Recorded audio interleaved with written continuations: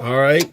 About 20 minutes ago, I let you see a video. Now let me let you see what it's looking like right now. Oh, I want to close this door. That's what the cars look like. Good thing we went out there and put covers over the windshields. But the wind is still blowing. What do you call this, Gina? What? White what? Whiteout.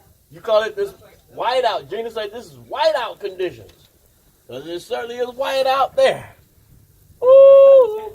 I hear the wind howling. Get in. Whew. It is cold out there. Listen.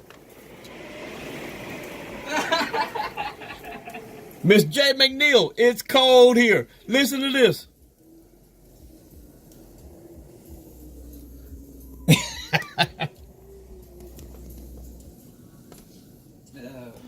Wow, okay.